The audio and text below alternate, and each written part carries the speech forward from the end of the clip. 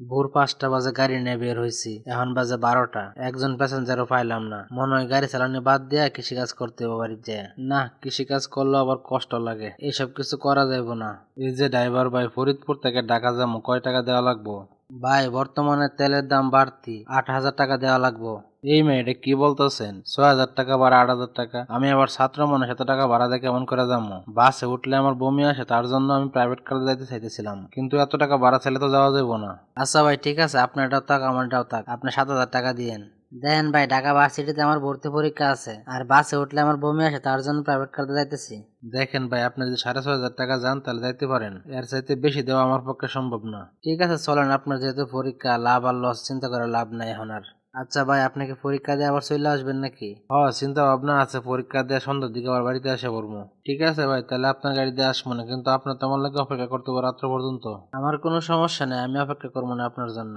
কি যে একটা ঝামেলার মধ্যে যে পড়লাম, বাসে উঠতে পারি না, বমি আসে, আর প্রাইভেট কার দেখে পোষায়ও না। ভাই আপনার পরীক্ষা শেষ হয়ে গেছে, তাহলে চলেন বাড়ির দিকে এখন যাই। আচ্ছা ভাই, ঠিক আছে, তাহলে চলেন। ভাই আপনার হাতে যে একটা আইফোন, এটা কি অরিজিনালি আইফোন নাকি অন্য কিছু?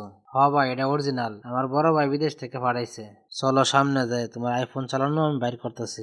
ভাই এই ফোনের তো অনেক দাম, আমার মতন গরিব মানুষের এই ফোন চালানো সম্ভব না, আর কিনতে গেলেও 1-1.5 বছর ইনকাম করতে হইব। তা ভাই আপনার পরীক্ষা কেমন হয়েছে? হয়েছে মোটামুটি ভালোই হয়েছে, খারাপ না। তা ভাই চান্স পাইবেন তো? পরীক্ষা যেরকম হয়েছে আশা করি চান্স পামই। তা ভাই আপনি কোন বিষয় নিয়ে পরীক্ষা দিলেন? আসলে আমি আইন নিয়ে পড়তে চাইতেছি, মানে আইনজীবী হওয়ার খুব শখ। আসলে আমি আইন নিয়ে পরীক্ষা দিছি।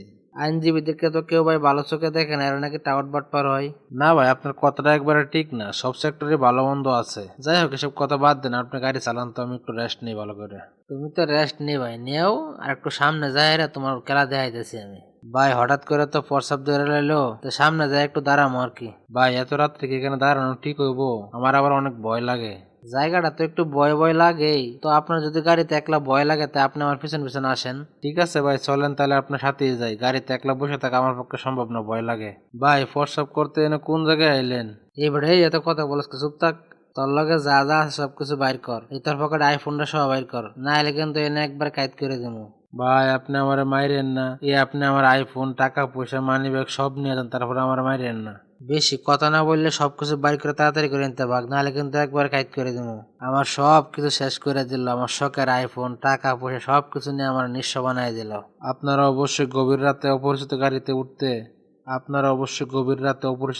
উঠতে একটু সচেতন হবেন। প্রিয় দর্শক, ভিডিওটা কেমন হয়েছে আশা করি অবশ্যই কমেন্ট বক্সে কমেন্টস করে জানাবেন, আর ভিডিওটা যদি ভালো লাগে থাকে অবশ্যই একটা লাইক কমেন্ট শেয়ার করে দেবেন। ধন্যবাদ সবাইকে।